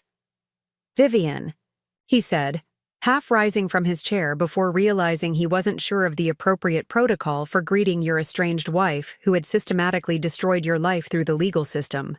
"Please sit," she said, settling into the chair across from him with the fluid grace of someone who owned the space they occupied. "I thought we should talk." Marcus glanced around the terrace, noting how conversations had subtly quieted and how several people were pretending not to watch their interaction. The same crowd that had witnessed his public humiliation of Vivian 3 weeks earlier was now witnessing what would likely be their final conversation as husband and wife. "I wasn't sure you'd want to see me," Marcus said carefully. Vivian smiled, with what might have been amusement. "Why wouldn't I want to see you? You're about to become a very important part of my success story." She signaled the waiter and ordered a glass of champagne, Dom Perignon, the same brand they'd been drinking at their anniversary dinner. When it arrived, she raised it in a mock toast. "To complete transparency," she said, echoing the phrase Marcus had heard repeatedly during his legal proceedings. Marcus lifted his own glass reluctantly. "Is that what you're calling it?" "What would you call it?" Vivian asked, taking a sip of champagne and regarding him with the clinical interest of a scientist observing a successful experiment. "You attempted to steal my company using fraudulent means. I documented your theft and reported it to appropriate authorities. The system worked exactly as it was designed to." A couple at a nearby table, the Hendersons, who had been present for Marcus's original outburst, leaned closer to their conversation, not even pretending to maintain their own discussion. "You destroyed my entire life," Marcus said quietly. "I destroyed your criminal enterprise," Vivian corrected. "Your life, such as it is, continues. You have housing, transportation, basic financial resources, and the opportunity to rebuild your reputation through honest work. That's considerably more generous than what you plan to leave me with." She was right, and they both knew it. Under the settlement agreement he'd signed, Marcus retained enough assets to maintain a modest lifestyle while serving his probation and community service requirements. If his original plan had succeeded, Vivian would have been left with a severance package and a non-compete clause that would have prevented her from working in her own industry. Robert Thorne appeared at their table, carrying his own glass of wine and wearing the expression of someone who had spent weeks trying to decide whether to approach them. "Vivian, Marcus," he said with carefully calibrated neutrality. "I hope you don't mind the interruption." "Not at all, Robert," Vivian replied graciously. "Please, join us." Robert settled into a third chair, and Marcus noticed how the dynamic immediately shifted. Robert's attention focused entirely on Vivian. his body language suggesting deference to someone he now recognized as the actual power in their former business partnership. "I wanted to personally congratulate you on the Chen Industries announcement," Robert said to Vivian, studiously avoiding eye contact with Marcus. "The financial press is calling it the most impressive corporate restructuring of the year. Chen Industries." Marcus hadn't heard that name before, but the implication was clear. Vivian had renamed Ashworth Industries after herself, formally erasing any connection to their shared past. "Thank you," Vivian replied. "We're very excited about the new direction. The company has already landed 3 major contracts since the restructuring, and our client retention rate is actually higher than it was before. The recent unpleasantness." The recent unpleasantness. Marcus almost laughed at the euphemism. She was describing his federal criminal charges and complete professional destruction as if it were a minor accounting discrepancy. "In fact," Vivian continued, "I should mention that Chen Industries will be expanding significantly over the next year. We're looking for talented professionals who understand the importance of ethical business practices and complete transparency in all operations." The message was subtle, but unmistakable. Vivian was not only thriving after destroying Marcus, she was actively recruiting from their former professional network, positioning herself as the ethical alternative to the corruption he represented. Margaret Westbrook appeared at the edge of their conversation, carrying a glass of wine and wearing the haunted expression of someone whose career had been permanently derailed by association with Marcus's conspiracy. Unlike Robert, she looked directly at Marcus, her eyes carrying a mixture of anger and desperate hope. "Marcus," she said, her voice tight with barely controlled emotion, "I need to know what you're planning to tell the prosecutors about my involvement with Pinnacle Holdings." Marcus looked at her with something approaching pity. Margaret had been a willing participant in his scheme, but she'd also been a pawn in a much larger game that she'd never fully understood. "I'm telling them the truth," Marcus said quietly, "that you were working on a legitimate acquisition based on information I provided. Information that was incomplete." "Incomplete," Vivian repeated, savoring the word. "That's a diplomatic way of describing deliberate fraud." Margaret's face flushed, but she continued to focus on Marcus. "My lawyers think I might avoid criminal charges if you testify that I had no knowledge of your plans regarding Vivian's ownership stake." "And will you?" Vivian asked Marcus, her tone suggesting mild curiosity about his response. Marcus studied his wife's face, trying to read the expression behind her composed features. Was she testing his willingness to protect others who had been caught up in his scheme? Was she offering him a chance to demonstrate some kind of moral rehabilitation? Or was she simply enjoying watching him navigate the consequences of choices he'd made months earlier? "Yes," he said finally. "Margaret didn't know what I was really planning. Neither did Rebecca, for that matter. They were working with the information I gave them." Vivian nodded approvingly. "How generous of you to protect your co-conspirators from the full consequences of their poor judgment in trusting you." The comment stung because it was accurate. Rebecca Torres and Margaret Westbrook had made the mistake of believing Marcus's version of events without conducting their own due diligence. Their willingness to participate in his scheme without asking hard questions had made them vulnerable to his deception and to Vivian's retaliation. "What happens now?" Marcus asked. Vivian finished her champagne and set the glass down with finality. "Now you serve your probation, complete your community service, and learn to live with the consequences of trying to steal something that was never yours to begin with." She stood, gathering her purse with the same efficient grace she'd displayed throughout their marriage. But now Marcus recognized it for what it had always been: the controlled power of someone who was capable of far more than she allowed others to see. "And me?" he asked. "What happens to me after all this is over?" Vivian paused, considering the question with the seriousness it deserved. "You become an object lesson," she said finally. a cautionary tale about what happens when someone mistakes their partner's generosity for weakness. Your story will be told in business schools and legal ethics courses for years to come. She leaned down slightly, bringing her face closer to his. You said I was an embarrassment to this family, Marcus. That no wonder my own mother thought you had settled. Do you remember that? Marcus nodded, the memory of his anniversary insult burning in his chest like acid. Well, Vivian said softly, it turns out my mother was right. You did settle. You settled for being a mediocre man who took credit for a brilliant woman's work. And when that brilliant woman stopped letting you diminish her, you discovered exactly how small you really were. She straightened and walked away, leaving Marcus alone at the table with Margaret and Robert, both of whom were staring at him with expressions of uncomfortable recognition. The same terrace where he'd tried to publicly humiliate Vivian had become the stage for his complete professional and personal defeat. And unlike his crude anniversary performance, Vivian's victory had been delivered with such elegant precision that even their audience seemed to approve of the outcome.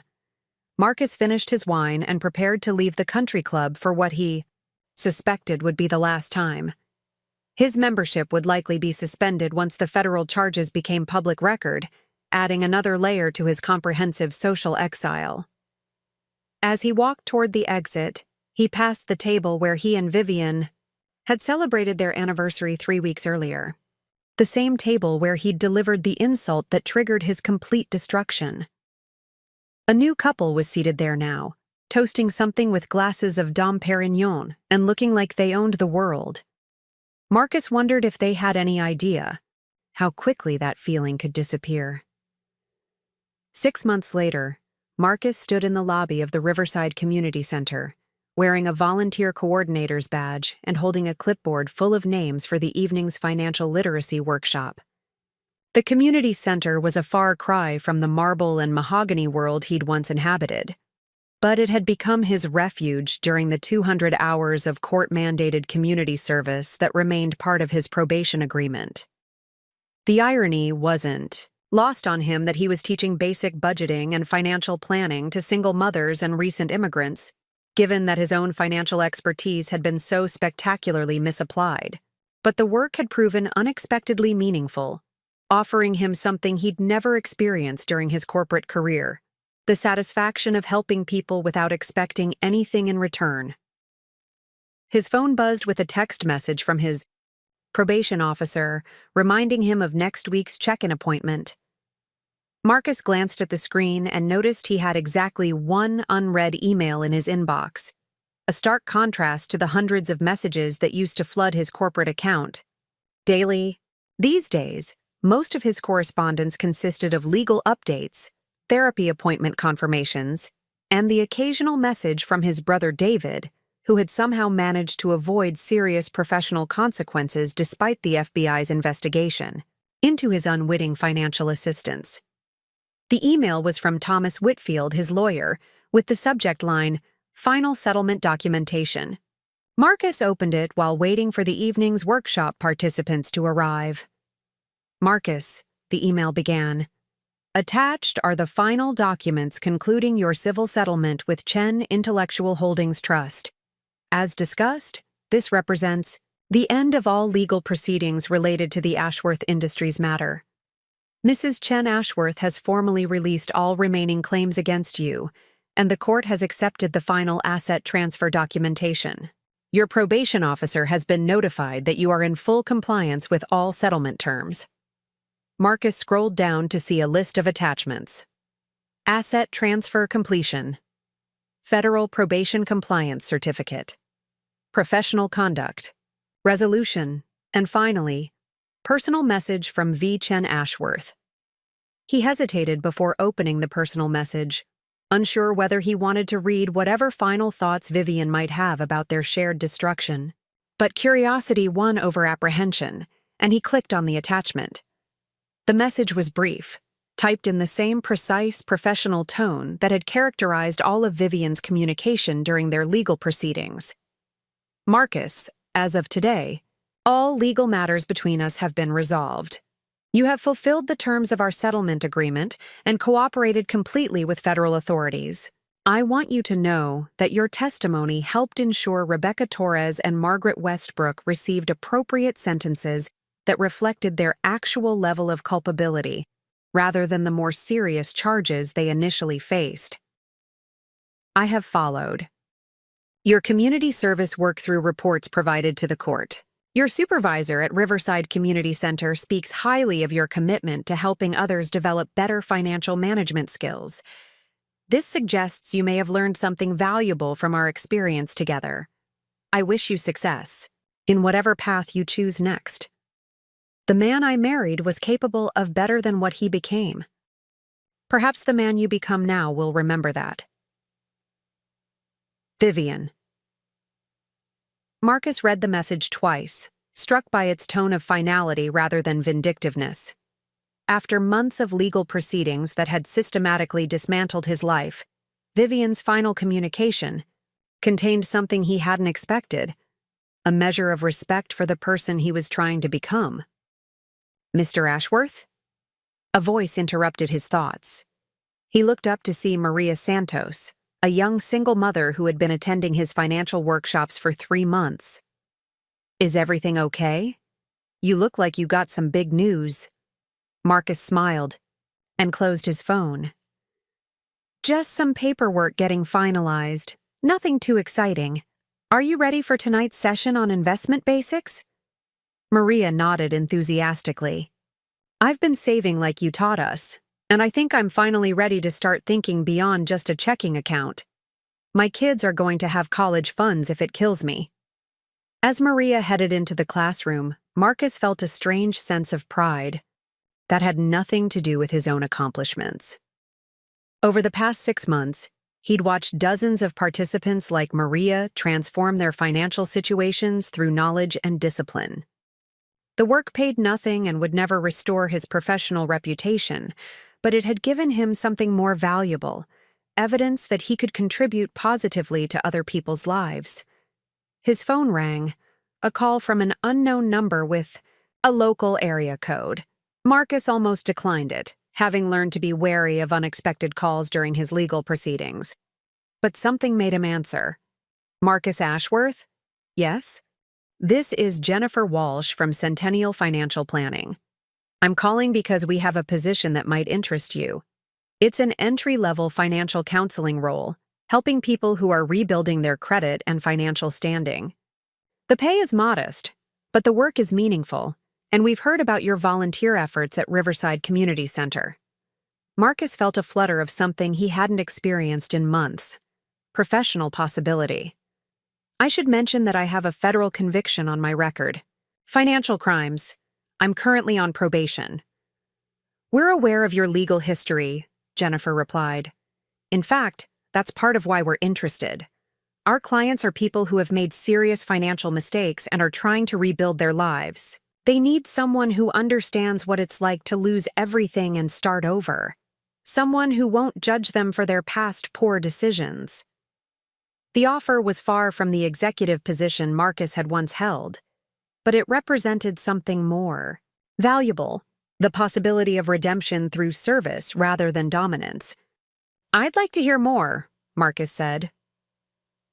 After scheduling an interview for the following week, Marcus walked into the community center classroom where 15 participants were waiting for the evening's lesson. As he began his presentation on diversified investment strategies, knowledge he'd once used to hide assets from his wife, he reflected on the strange journey that had brought him to this moment. 8 months earlier, he'd stood on the terrace of Belmont Country Club and tried to publicly humiliate a woman whose only crime had been building a company better than he could steal it. That moment of cruelty had triggered a cascade of consequences that had cost him everything he'd thought mattered: his wealth, his status, his professional reputation, and his marriage to one of the most remarkable people he'd ever known. But the consequences had also taught him something he'd never learned during his years of corporate success: the difference between power over others and power to help others, the difference between taking credit and taking responsibility, the Difference between winning and actually being worth something. As the workshop concluded and participants filed out with their homework assignments, Marcus stayed behind to clean up the classroom. It was a small ritual he'd developed, a way of ensuring that the space was ready for the next person who might need it. His phone buzzed with one final message of the day, this one from his brother David. Saw the news about Chen Industries landing the Morrison account. Vivian's really built something impressive. You doing okay? Marcus typed back, she always was impressive. I just finally learned to see it. I'm doing fine. Better than fine, actually. He turned off the lights in the classroom and walked out into the cool evening air. His car, a modest sedan that was all he could afford on his current budget, sat alone in the parking lot under a streetlight that flickered intermittently. As he drove home to his small apartment in Riverside Gardens, Marcus passed the Thornfield Estates neighborhood where he'd once lived in a house he'd thought was his. The community looked exactly the same as it had when he'd been forced to leave it, but Marcus felt no nostalgia for that life. The man who had lived there had been hollow beneath his success, building his sense of worth on the diminishment of others. The apartment he pulled into was modest, 2 bedrooms, basic furniture, no view to speak of.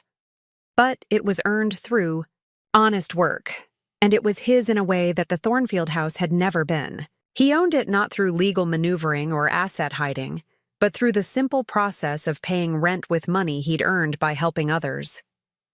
Marcus made himself a simple dinner and sat down to read a book about community development strategies that had nothing to do with his legal requirements or professional rehabilitation. It was just something he'd become interested in, the way people develop interest when they're no longer performing a role they think others expect of them. Before bed, he opened his laptop and began drafting a letter he'd been thinking about for weeks, not to Vivian, but to the participants in his financial literacy workshops. A simple manual of the lessons he'd learned about rebuilding after complete failure, written for people who needed hope more than they needed judgment. It wasn't the kind of work that would make him wealthy or restore his reputation in Millbrook's business community. But it was work that mattered to people who had no other options, which made it more valuable than anything he'd accomplished during his years of corporate success. As he wrote, Marcus realized that Vivian had been right about one thing. He had become an object lesson, but perhaps not the kind she'd intended. His story wasn't just a cautionary tale about the consequences of betrayal and fraud. It was also proof that people could change, that failure could teach what success never had, and that sometimes, losing everything was the only way to discover what was actually worth having. The 255 missed calls that had marked the beginning of his destruction had also marked the beginning of something else. A life built on contribution rather than acquisition, on service rather than dominance, on becoming someone worth being rather than someone worth fearing. Outside his apartment window, the city lights sparkled with the same indifference they'd shown during his rise and fall. But Marcus was no longer trying to dominate those lights or claim them as symbols of his success. He was content to be illuminated, by them, one small point of light among many, finally learning to shine through what he could give rather than what he could take. Coming up next, you'll see 2 more stories we handpicked just for you. If this one struck a chord, you're going to love what's next. Tap to keep the journey going.